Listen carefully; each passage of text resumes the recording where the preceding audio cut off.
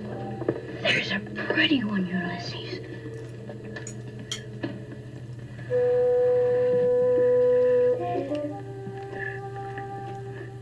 There it is. Hello, lovely people. My name is Sean the Book Maniac, and I am so happy to be here for another Friday Reads. I don't know why I'm in such a good mood. I know why I'm in such a good mood. I just finished 4 books this morning so that I could film my Friday Reads and tell you all about them, and there's one I'm not going to tell you anything about, but 3 out of the 4 that I'm at liberty to discuss were excellent, and I just feel pregnant with literature. Does that sound corny? It does, doesn't it?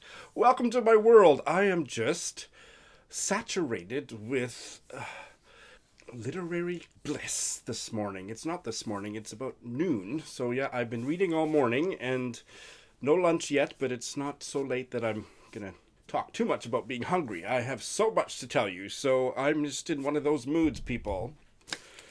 You are forewarned. But the only thing negative, I think, that I have to say, really, is about the one Bale. So that was Dorothy Strachey's Olivia. I didn't like it. I read half of it. It's 100 pages long. I gave it an honest try. I was bored out of my tree. But Nicola, formerly of Robotnik, loved it. She said it's shaping up to be her top read of the year, so don't listen to me. But I thought it was really dull. It's about a young British teenage girl who is sent by her parents to a finishing school on the outskirts of Paris, and I don't know when it would be set. It was published in 1949, so it would be set sometime earlier than that. It's run by, I thought they were sisters, but in fact I think they're lesbian lovers. It's not clear to me, and I just lost interest, so I don't care what they were, but there was a kind of rivalry between them for the affections of the students, and it was told in a way that was so colorless for me. Like, I didn't get an understanding of anybody's character. A lot of yearnings and intellectual pursuits. The one thing I got out of this book was, I read right up to page 50, the narrator was studying something in French literature that I had never heard of. Can I find it? About Corneille. How do you pronounce Corneille? My pronunciation. I gotta stop reading foreign literature because I can't pronounce anything.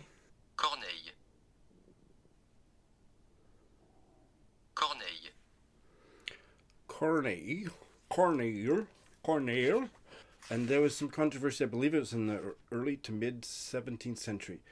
The Quarrel of the Cid, C-I-D. And I looked that up on Wikipedia.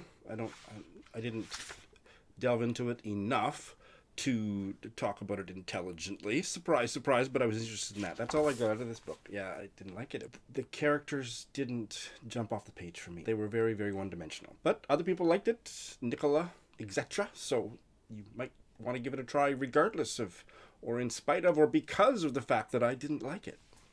I have finished 5. After reading Jhumpa Lahiri's The Namesake, a buddy read with Juan of Bookish Islander last week, we decided to buddy read the Russian short story that is kind of the premise, part of the premise of this Lahiri novel, which is Nikolai Gogol's short story, The Overcoat. And I had never read it. I don't know that I've ever read any Gogol. I studied Russian literature as an undergrad 100 years ago, and I don't remember what I read.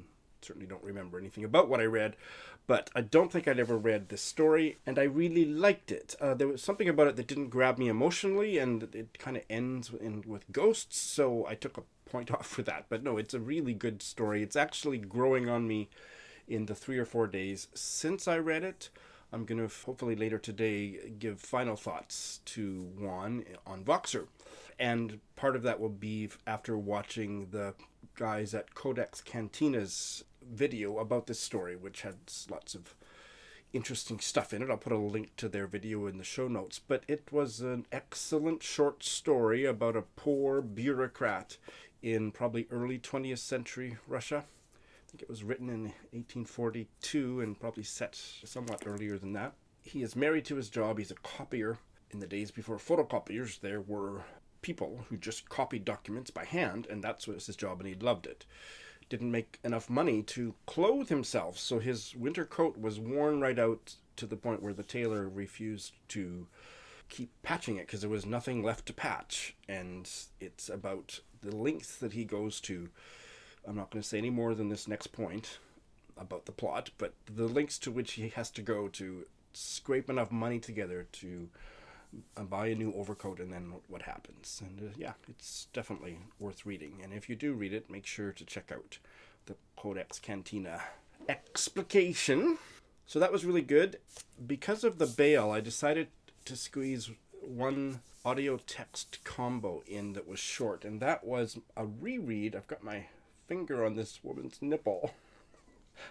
A reread of Graham Swift's Mothering Sunday, which I did exclusively on audio. I remember I did it on the airplane coming back to Japan from Canada in 2016 and loved it, and then bought the book, always thinking I want to read the book, and it's beautiful hardcover. So I did it yesterday. I started yesterday, finished this morning, reading it while listening to the wonderful audio version of it. And yeah, it was a 5-star read before, and I would say it still is a 5-star read. I have to think about it. I just finished it like 45 minutes ago. There were parts of it I wasn't quite sure about.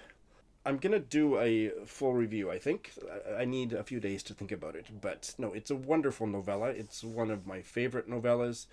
And the things that I'm not sure about, I think I just need some time to process and do a full review, because now I feel qualified to. If I just do a book on audio, it's very rare for me to do a full review. I've done one of those this year, just a few weeks ago, the one from Trinidad. But anyway, yeah, so I have thoughts. Stay tuned. And I think I'm going to make a video about, I know I've talked about this used bookshop, which is closed last year, sometime last year, that had a foreign language section, English, French, German books, outside the shop. And I found so many obscure books, and most of the ones, I can't think of any that I've read from that I bought there that I didn't love or wasn't pleasantly surprised by, and this is another one.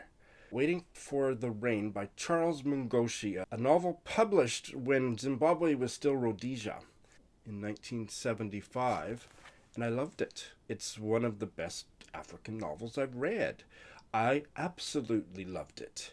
I'm going to do a full review of it as well, because it's, I think, still in print. Not this edition, but there's other editions that I think are still in print, and I would like more people to read it. Certainly because of a certain Zimbabwean writer who's getting a lot of attention that I think is not deserved. I'm kind of making a point of finding quality literary fiction from Zimbabwe, and this is going to be on that list forevermore. It was a very satisfying, character-driven portrait of a family navigating between traditional values and spirituality and colonial realities.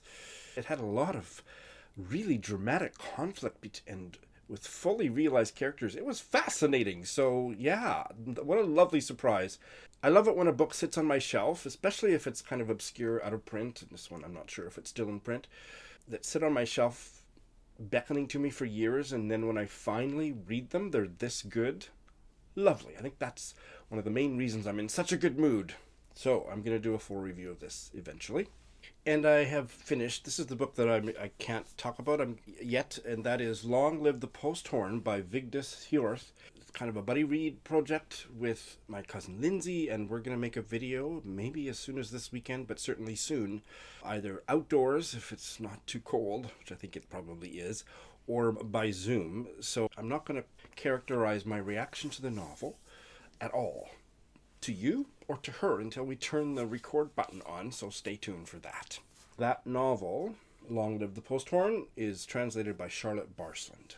And literally 20 minutes ago, I finished the audiobook of a debut collection of short stories out of Ireland, Sweet Home by Wendy Erskine, and I really liked it too. I gave it 4 stars. I like the stories so well that I can't wait to see what Wendy Erskine does next. Just incredibly impressive for a debut collection, and I'm just going to be following Wendy Erskine's literary exploits in the future. I rarely think about the overarching theme of a collection of short stories, and I want to be very tentative about this, but listening to a couple of the stories at least, I thought, wow, we really need to get our personal life and our emotional relationships in order, because when the shit hits the fan and we are out of whack interpersonally, it's tough going. So that's maybe a tentative thought about what the stories are about. They are sad, reflective stories set in modern day Ireland, and the relationships were less than healthy. People were kind of muddling around in serious situations without the benefit of a nurturing relationship to help them. And that was one of the many things that I thought about as I listened to the stories. The audiobook was narrated by the author herself, and it was wonderful to listen to the stories in her voice. Very impressive. So that is what I have finished. I started two, and one of them was the Dorothy Strachey novel, which was a Bale. So the other one that I started last week was this Romanian novel by Mihail Sebastian, For 2,000 Years, and Ronan Hessian helped me with the pronunciation of the translator, because the internet wasn't very trustworthy with its pronunciation, but I liked it better than the true one that Ronan gave me, because I'm not sure I'm going to be able to say it right. I certainly appreciated the help, because I said Philip O'Selig, but he said no, it's actually O'Calig. Philip O'Calig. Did I get it right, Ronan? From the way you spelled it, that's how I will say it. Philip O'Calig is the translator. I am enjoying it. I haven't gotten very far into it. 30 pages. It's hard to get into. I'm not bored. It's about a Jewish student in Romania, published in 1934.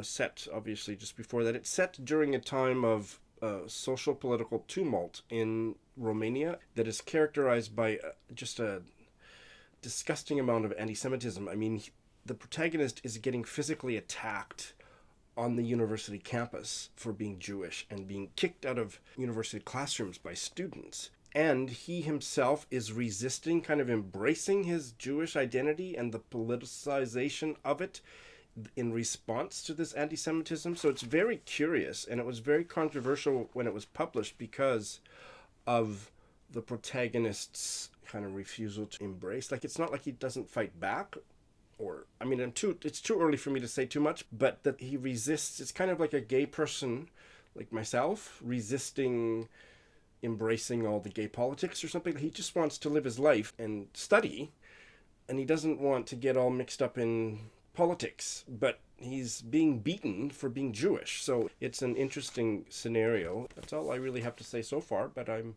intrigued. So that's what I've started. I have 13 reading days left, including today. So really 12 reading days left in the month and the year. I'm going to show you books that I'm going to start this week. So I'm optimistic that I'm going to finish them and absolutely everything else that I'm reading. Not ongoing short story buddy reads. A couple of those are going to carry into the new year, and that's fine. But anything else that's not a buddy read that is over a long term, I want to finish by New Year's Eve. So here's what I'm going to start. My final buddy read of 2020 is a book that my mom gave to me, I think for Christmas or my birthday several years ago. It's by an Indigenous writer from Canada and one of my mom's favorite writers, and this is her favorite novel by him. And I think there's been so much, like, what if I don't like it because it's my mom's favorite book, that it's just sat there on the shelf. Ragged Company by Richard Wagamese. Richard Wagamese was a Ojibwe writer who died far too young. I think he was about 56 or 57 of cancer about 4 or 5 years ago, and this was published in 2008. And this buddy read is going to be with Nell and Scott of Gunpowder Fiction and Plot, because this was one of the page 112s I sent to them, and they loved it. Certainly Nell did, and we're going to buddy read it. So they got a copy of the book after they did the tag. I'll put a link to their tag video. Our first check-in is on Monday. Finally, I will be reading it, and I hope I like it so that my mom doesn't disown me. It is about a group of homeless people that find a lottery ticket that's worth $13 million. I'm assuming all, or certainly most of the characters are Indigenous, and it's supposed to be really, really good. And I'm going to start next week this book that is translated by my friend Tina Cover, Older Brother by Mahir Gouven.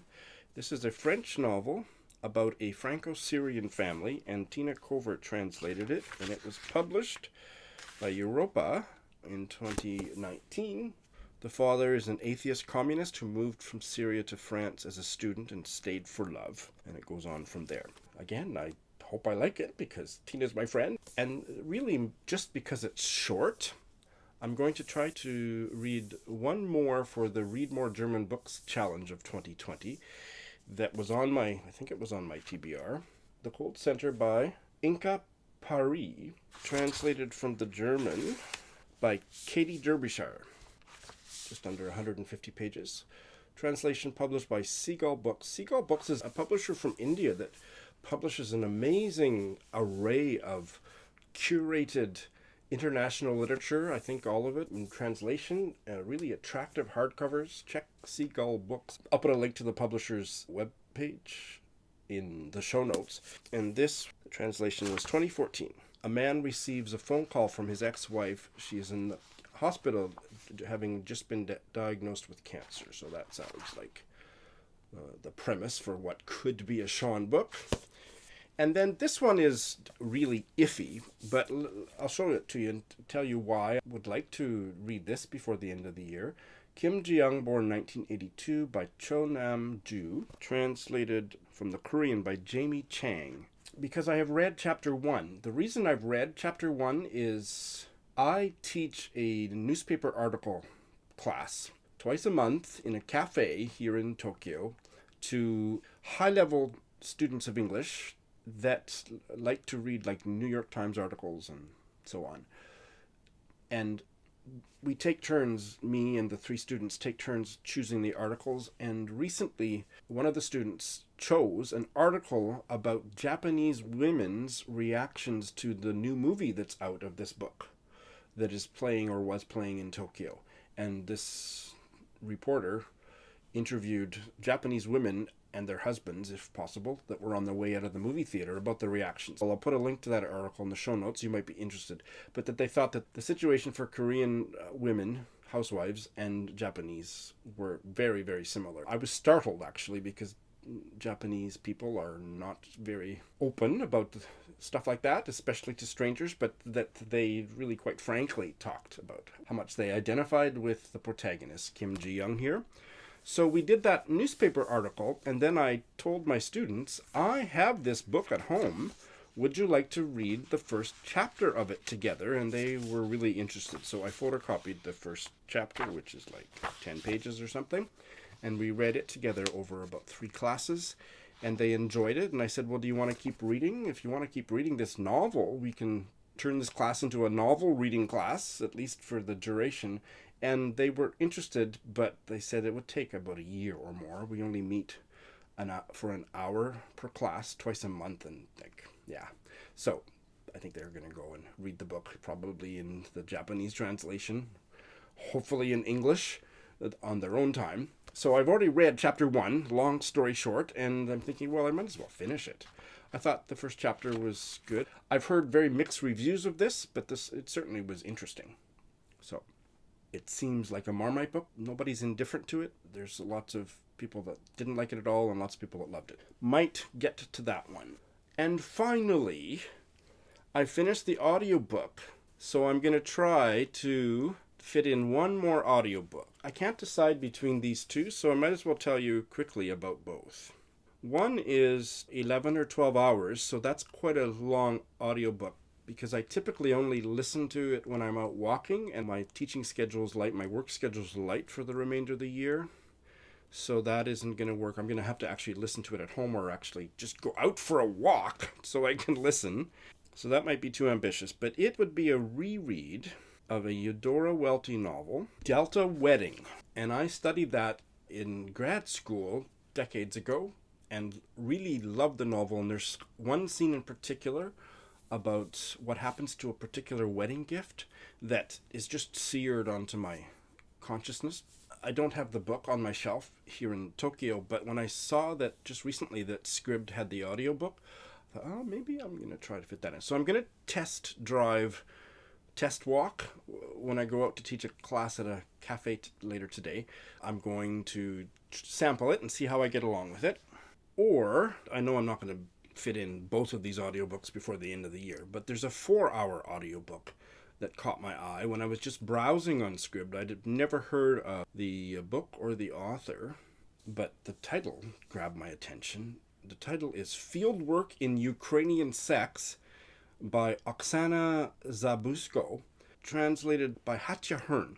And it's only 4 hours, and it's called the most influential Ukrainian book in the 15 years of Ukrainian independence. It was a bestseller throughout the 1990s. I'm interested in Ukrainian sex. Biologically, I'm half Ukrainian, people. How's that for a little tease?